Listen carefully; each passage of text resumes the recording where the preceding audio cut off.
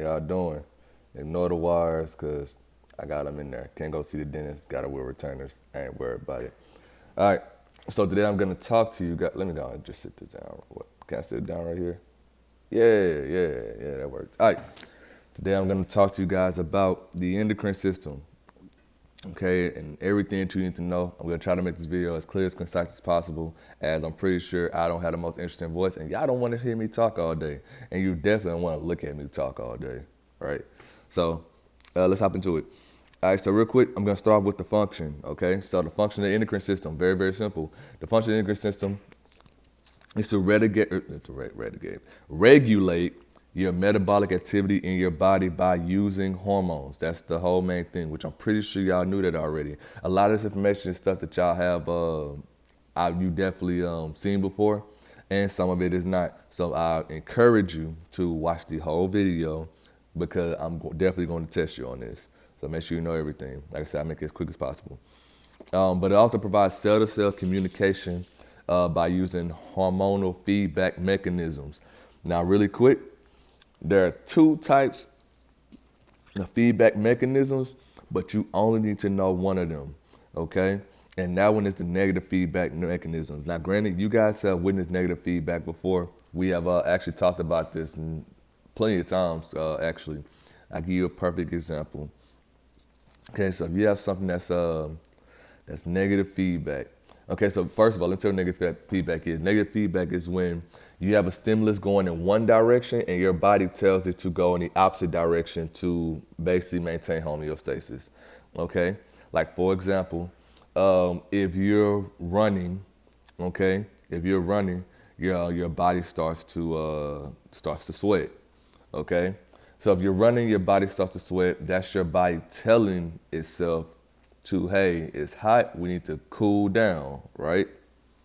Okay, that's essentially negative feedback because since your body is hot, it's telling your body, hey, sweat so we can cool down. So that way, the stimulus, which is the heat, goes in the opposite direction and turns into cold. You know, it cools your body down. That's essentially what's happening here. That's the only one you need to know about. That's negative feedback, okay? Driving the stimulus, whatever it is, in the opposite direction, okay? You also have positive feedback, which you don't have to know for this test, but just to give you an example, positive feedback is if your body was hot and your body said, let's keep heating up because the body is hot. You're driving the stimulus in the same exact direction. You're making the body more hot when it was hot already. But negative feedback is you making it the opposite. You're making it cool when it was hot. You're driving in the opposite direction. That makes sense. Okay, but that's negative feedback. Okay, so that's that. If you have any questions, let me know.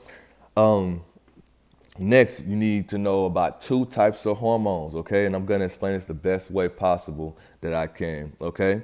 But you have lipid-soluble hormones and you have water-soluble hormones, okay? Now, as you know, our body is made of cells. And if you're familiar with oil and water, this will make sense to you. As you know, oil and water cannot mix together. No matter how much you agitate it and stir it, it just can't do it. They're going to separate into layers, okay? But that's where this comes in. Our cells, get this, our cells have water on the inside and fat on the outside, okay? So I want you to think about a circle like this. I think about my head, okay? My head is a huge circle, right? Think about my head as a circle, right? The outside of my head is fat, okay? It's fat. This is all fat, okay? Or lipids, okay? While the inside of my head, which would be the inside of a cell, would be all the water, okay? Hormones that are lipid soluble can get through my fat head and get into the cell because they're lipids, they're made of fat. So of course they can mix with fat because they're made of it.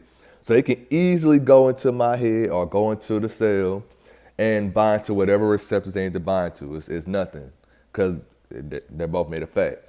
However, if a hormone is water soluble, that's a little different. If it's water soluble, it can't go into the cell because oil and water do not mix. Okay, remember the surface of the cell is oil, or the surface of the cell is fat, lipids. Okay, so usually for water-soluble hormones, this is very important because it's on your test.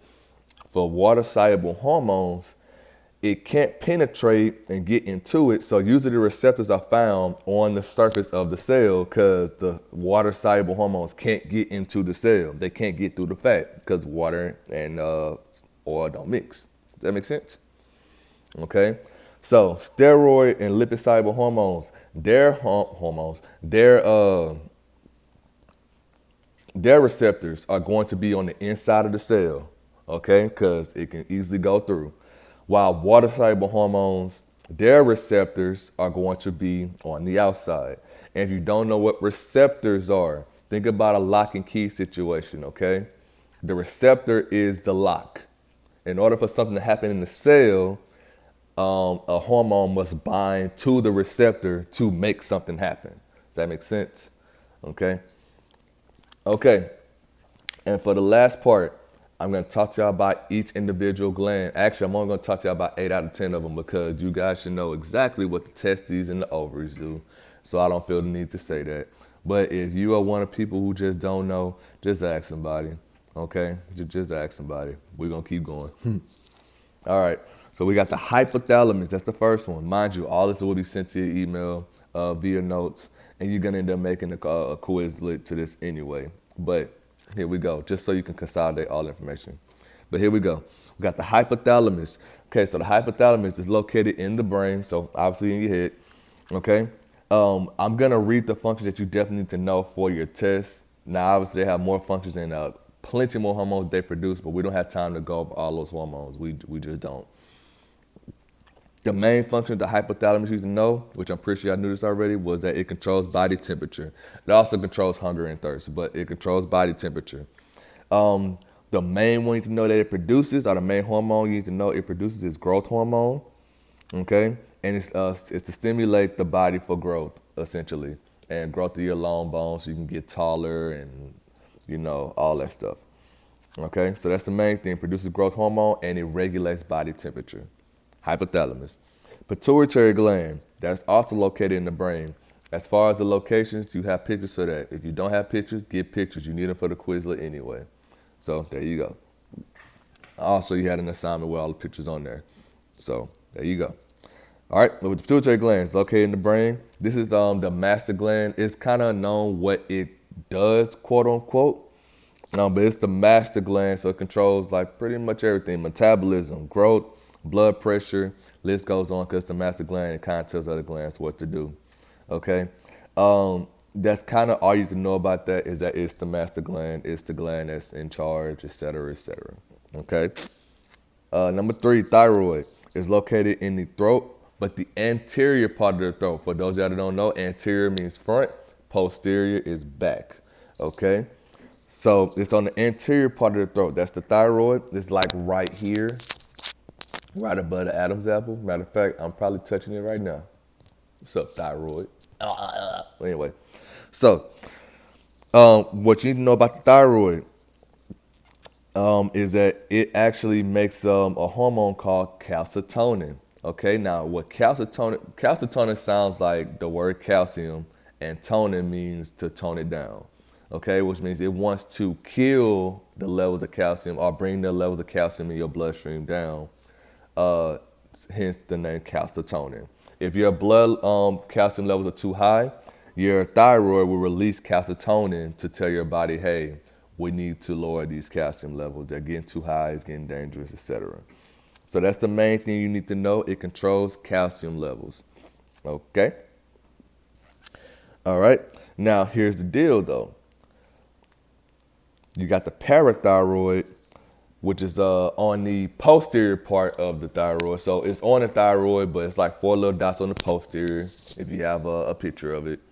But this one is the one that's really for the calcium level. They both go hand in hand because they're on the same organ. But the parathyroid, its function is to really, really, really do this. Okay, it's to really release calcitonin and lower the calcium levels. So if you remember that for both the thyroid and the parathyroid, you should be A-okay. Okie dokie. All right. 5, the adrenal gland. Okay, so the adrenal gland, the location is atop the kidneys, is right on top of the kidneys, right up there. Okay, directly on top.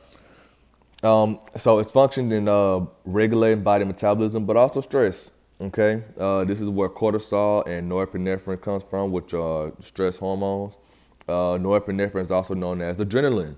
You guys should be very familiar with that. Hence the name adrenal gland. Adrenaline comes from this gland.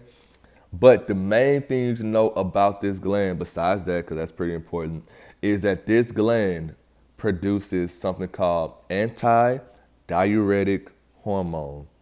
Anti-diuretic hormone, which is ADH. And all the anti-diuretic hormone does is it promotes water retention. It wants to keep water in your body so you don't get dehydrated. Okay? That's the whole plan. Okay? So make sure you know that the adrenal gland produces ADH, anti-diuretic hormone, which promotes water retention, keeping water in your body.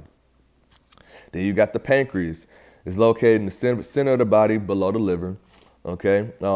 Obviously, if you guys don't know, the pancreas is responsible for regulating blood sugar levels, as well as producing a hormone called glucagon, which does the opposite of what insulin does.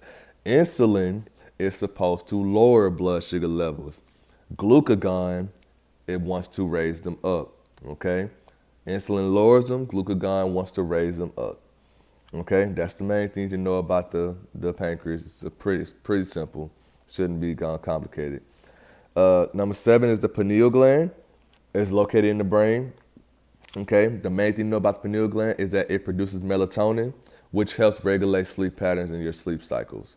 Okay, so pineal gland produces melatonin, regulates sleep cycles. And last but not least, you got the thymus. The thymus is behind the breastbone, so it's about right here. You know, this is the breastbone, right? All right, but it's behind the breastbone and develops and matures T cells. Okay? If you don't know what T cells are, it's very simple. T cells are your immune cells. All right? They are your immune cells. That's the main function of them. They produce your immune cells. And the really key thing, this is very, very important as it deals with the question I'm going to ask you. A real key thing about these T cells or about the thymus is that as you get older, the thymus actually starts to deteriorate.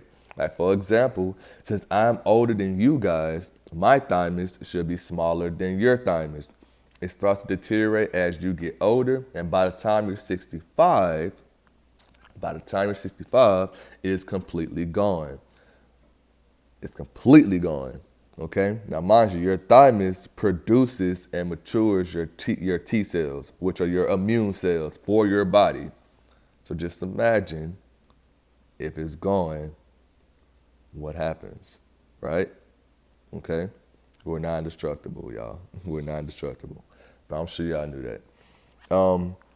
And like I said, 9 and 10 is the ovaries and the testes. I'm not going to go over those. You know exactly what those do and what they produce. I think you'll be okay. If you just need to ask me that question, feel free to email me and contact me, and we'll talk about it. But at any rate, that will actually. Oh yeah, I know y'all heard that. I know I'm gonna get comments about that voice break right there. But that'll actually do it. If you have any questions, feel free to let me know. Email me, contact me, and let's have a discussion about this. Have a good day.